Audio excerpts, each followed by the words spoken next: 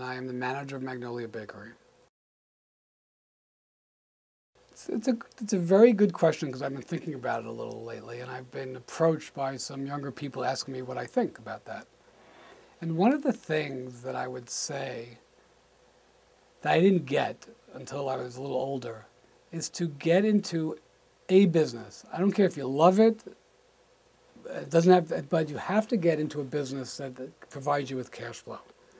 Because to be in the business world and to grow, you need money.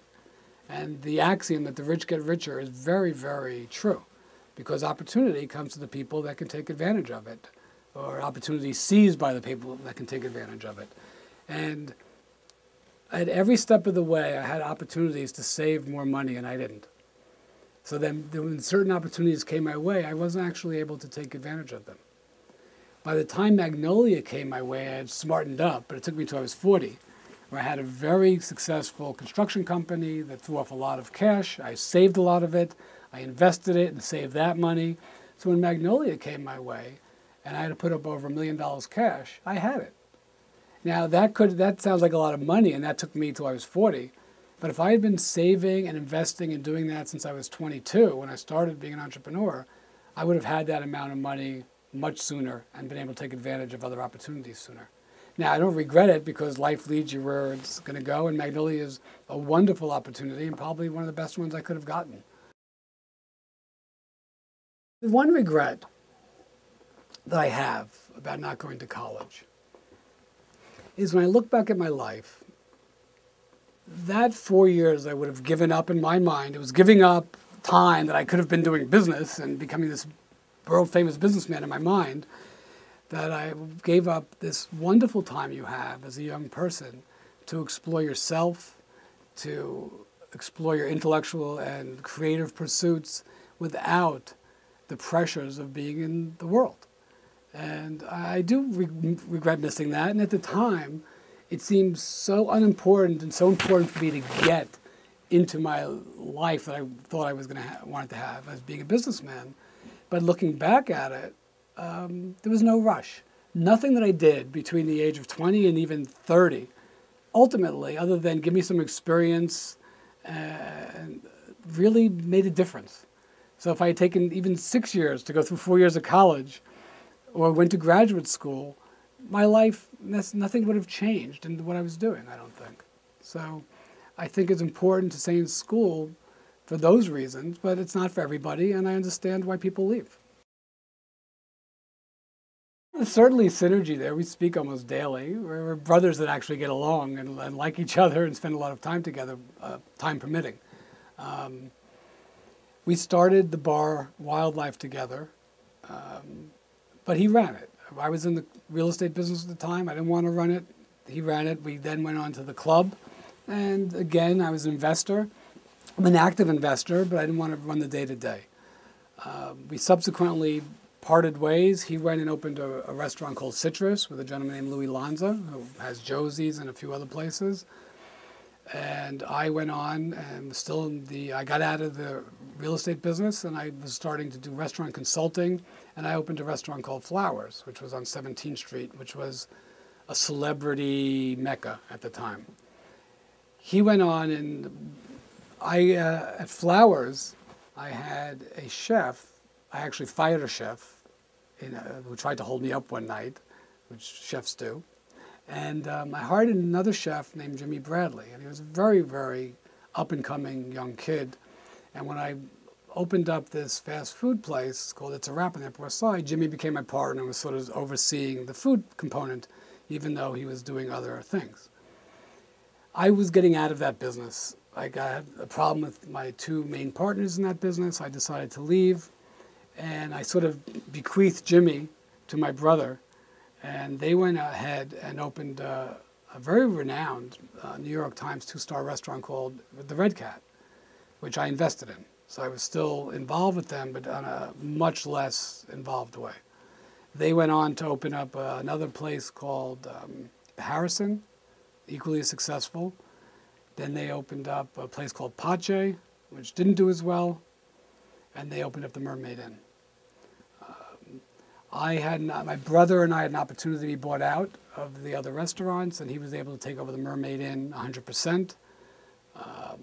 Other than giving him some construction advice and being an ear, I'm not involved in his businesses, and he's not involved in mine. But he was originally going to be my partner in Magnolia. And when we were talking to Elisa in the first few meetings, he was there as my partner. And it was a wonderful deal for him. I was going to put up most of the money. He was going to have a nice, sizable chunk to run it. And he kept vacillating on whether to do it or not. And right now, he calls it, in the history of the world, the worst business decision ever made because he chose not to do it. But I think in reality, he did the right thing. And his dilemma was, I love running the floor, conceptualizing new places, being on the floor, working the people, working the room, etc. And that's where his true love of the restaurant business is. And if he had been working with me at Magnolia, he would have been doing schedules for $9 an hour workers that was selling cupcakes. And it didn't resonate with him. And he kept vacillating and saying, I'm in, I'm out, I'm in, I'm out. And he finally said he's out. And from a purely financial point of view, bad decision. But from a human being living a life and having to go somewhere every day for 10 hours and live, it was absolutely the right decision for him. Because you should do what you love, and then you'll be successful. Well, we get approached about everything almost, and I think there's a place for that. I'm not sure the timing is right. I think that we have a wonderful brand with an enormous amount of brand equity, and that's something you need to spend wisely. And it's very easy when every day you open your email and there's 5 get-rich-quick schemes coming at you, and some of them are appropriate. But I think that it's very easy to lose that iconic nature by exploiting it. And I think when this pertains to this, but it's something that you'll get in a minute. When I took Magnolia from the hole in the wall, and it's a hole in the wall on Bleecker Street, and said, okay, how are we going to roll this brand out? You can't go build hole in the walls. And if you want to have ultimately a sale, an equity sale, or go public, no one's buying into a concept that's that deconstructed. So we had to take the elements of Magnolia and what makes it famous and what makes it important and what makes it resonate with people and move it to the next level. And what we found, and one of the things we were very careful about, when brands have an iconic status, there's a shared perception of ownership by the public. And it's very easy to lose that trust because people really think they have a position in it. And it'd be like fighting with your sibling and getting into one of those crazy fights where no one talks at the holiday dinners anymore with your clientele. And we don't want to be in that position. So we were very, very careful to deconstruct what we thought were the elements that made Magnolia Magnolia and take it to the next level. And that same trust and iconic nature and ownership still exists. It's actually growing.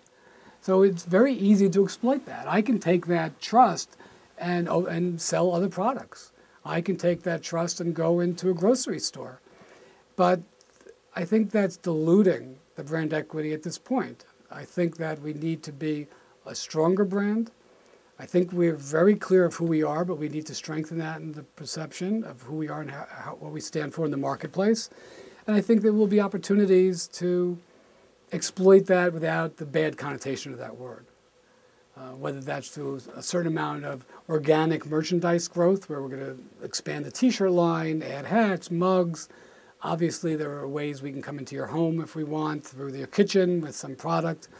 And we can certainly put product in grocery stores. The problem on some level, though, is a large part of our cachet, an enormous amount of who we are, is small batches made fresh daily. We use an old-fashioned cake recipe that doesn't use oil.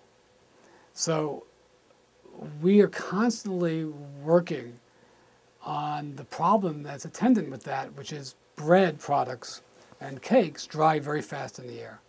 If you put stabilizers in them and oils and other tricks, you can keep them with 2 or 3 days shelf life moist. We don't have that luxury because we're skewing to a specific time, date, and recipe.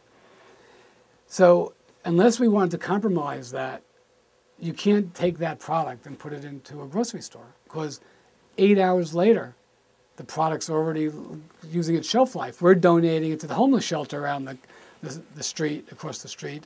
So you're not getting that. But in a grocery store, how do you do that? So taking our most iconic product, we can't do that way. But what we are working on, there are ways to flash freeze and to ship. And maybe there'll be ways down the road to flash freeze and keep them frozen. But of course, we've got to make sure that the taste is the same. So we're working on that now. The jury's out. We think that so far our taste tests have showed us that we could get 98% of the way there. And the other 2% is only the people that make it and eat it daily and work with it would know. So it's very encouraging. But there are other products that over time we might want to do that with. A natural for us would be a Magnolia Bakery cupcake mix. And there are other people that have shops throughout the country that are doing that. We could easily do that. And that is something that might come onto our radar shortly. So we have a lease in West Hollywood that also was supposed to open in November, December. I'm on a steep learning curve here on how to roll this out. So what I found out is that although I know the New York's construction codes very well and how long things take to get through, I don't know everywhere else I want to go. So LA was quite a wake-up call that it's not as bad as we think New York is. It's worse elsewhere, and it's even worse when you don't know. So I found out that this is probably going to open in January, early February. And then a world exclusive for the Big Think. In February, we're actually opening up a store in Dubai inside a Bloomingdale's, which will be the first Bloomingdale's outside of the United States ever. And we're working with Marvin Traub, who was the chairman of Bloomingdale's for 25 years on it. And that certainly was of interest to us, to work with someone with that type of experience. Well, we get on a weekly basis somewhere between 5 and 10 requests every week for a franchise opportunity. And it runs the gamut from mom and pops, hi, I just got out of school and I went there on vacation, I want to open a Magnolia, to hi, we're a $3.5 billion company and we like your concept. And we've been very clear with ourselves not to do any individual franchising. We don't want to be in that business. I don't think we can adhere to the integrity of our product, etc., by doing it that way. And since we're not looking to be that big, it's not necessary. It's very exploitive, and we don't want to be in that position. I don't want to be a policeman going from store to store, correcting people. I have a very, very anal vision. Everyone who works for me is very anal, and we all, skew towards exactly what we're supposed to do. And once you break that out to other people, you're subject to their whims, personalities, financial issues, etc. So we haven't gone that road. But we also understand that we need to expand the brand, and there are going to be instances where geographically and culturally, we're not going to be able to do it ourselves.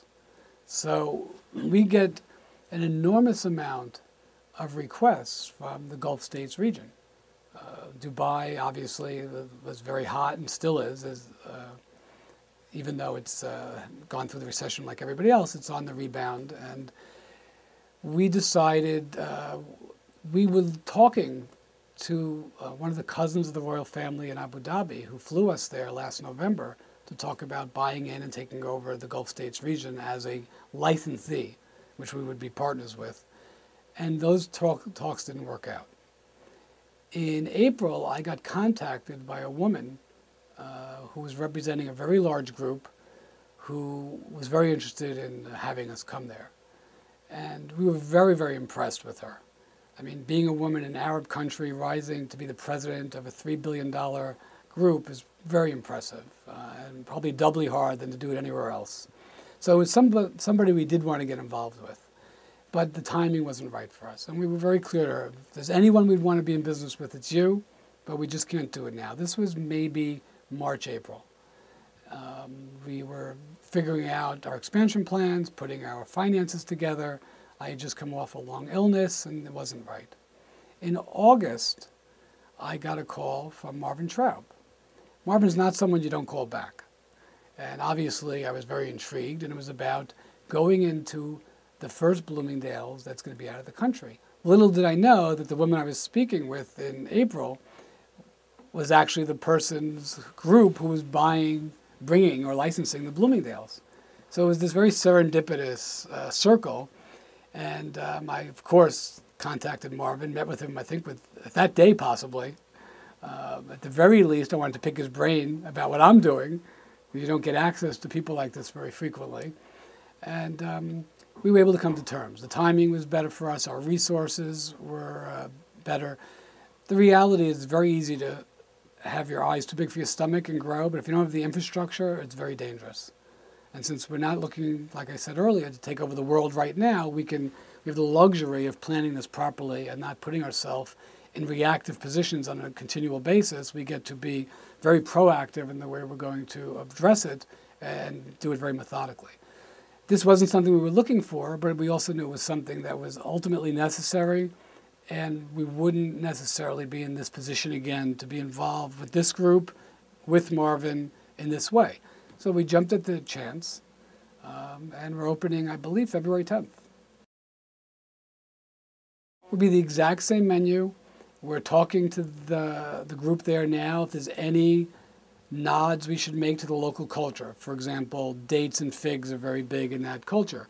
It might be very easy for us to make a cookie with dates in it, or to make a cheesecake with figs on top, or even make some sort of date or fig or other type of cupcake that would resonate with the local population. And I think that's perfectly in line with our brand. That my daughter has the most wonderful life she can have. And quite honestly, I don't stay up at night for my business anymore. I've worked that out both financially and personally to not really do that. I've been down that road, and it's not a fun place to be kept up at night, worrying about a payroll, especially as a small business, or an insurance payment, or a rent, or if people are going to come through the door. Those are very, very difficult things, and I've lived through all of those. And usually, prior to this business, which I bought an existing business, I had some capitalization of my own going into it, and I was able to get some capitalization subsequent to that. I don't worry about that. But historically, what's kept me up at night is making a payroll, getting my collections in, being able to pay my rent. Those are very, very difficult things. In 30 years of business, I never missed a payroll. I can tell you that was very difficult to achieve. A lot of the times that money came out of my pocket.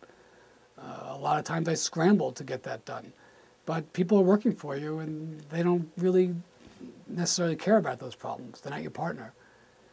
So, you have to make sure that you do that. So, most of my businesses up till now have been me conceptualizing a business, going out and raising the money for it and convincing other people it's worthwhile, then going and finding space if it's a restaurant, or space if it's some sort of business that requires that, doing all of the sales, and then running the day-to-day of the business. It's exhausting, and it's very difficult. And I admire anyone who does it at any level, whether they've made $100 million or they got a $500,000 business. The reality is, when I folded my construction company a year and a half ago, I had $150,000 a week payroll. That didn't feel any different to me than when I was smaller and had a $3,000 a week payroll. They were equally as hard to make in the moment, and they felt equally as difficult and hard to get through. But so at every level, you're dealing with the same problems. Now, you get to a point, hopefully, in your business, or if you're lucky enough, like I was, to get something like Magnolia, you have a business that those issues aren't there. The business is strong enough already. I bought into an existing business I knew had the cash flow to overcome those particular obstacles. And there's nothing else in that business that can possibly keep me up at night. So I don't have any worries right now.